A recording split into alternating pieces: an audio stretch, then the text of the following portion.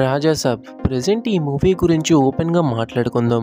మీ movie hit అవుతుందని ఏ Prabhas fan అయినా సరే 100% కాన్ఫిడెన్స్తో ఉంటే వాళ్ళు కానీ ఒకటి బ్లైండ్ ఫ్యానిజం చేస్తూ ఉండాలి, రెండోది అబద్ధం చెప్తూ ఉండాలి.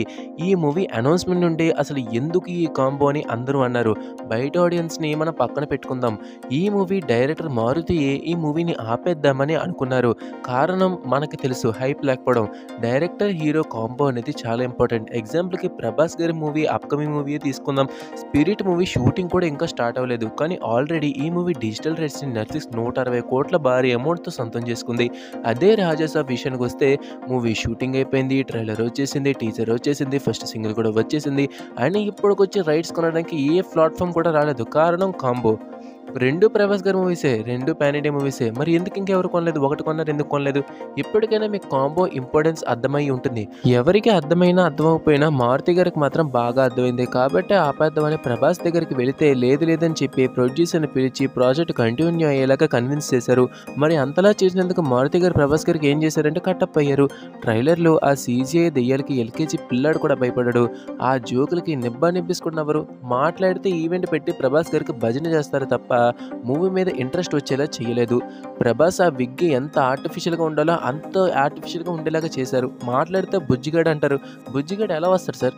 ఎవరికైనా ఏ హీరో అయినా వింటేజ్ అని చెప్పి హోప్స్ పెట్టకండి. ఆ టైం అయిపోయింది. అయినా ఓల్డ్ మూవీస్ లాగా తీయడం ఏంటి? మీ విజన్లో, మీ వర్షన్లో కొత్తగా హీరోని చూపించలేరా?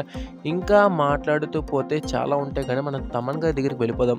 సాహో టీజర్కి బీజం ఇచ్చారు. రాధేశ్యాకి బ్యాక్గ్రౌండ్ స్కోర్ మొత్తం తమన్ గారే చేశారు. ఒప్పుకోవాలి, ఈ 2 సార్లు కూడా చాలా బాగా సక్సెస్ అయ్యారు. కానీ ఫుల్ లెంత్గా ఒక మూవీకి మ్యూజిక్ డైరెక్టర్గా చేసిన తర్వాత మాత్రం ఫెయిల్ అయ్యారని చెప్పుకోవాలి. ఫస్ట్ సింగిల్ రెబల్ సబ్ అసలు ఎలా ఓకే చేశారో అర్థం కాదు. బాగుందని ఓకే చేశారా? అసలు సాంగ్ వచ్చినట్టు కూడా చాలా మందికి తెలీదు. ఎందుకంటే రిలీజ్ అయిన 3rd డే నుండే యూట్యూబ్ ట్రెండింగ్ నుండి వెళ్ళిపోయింది. ఇంకా లైక్స్ విషయంలో ఏకంగా 30వ స్థానం సంపాదించుకుంది.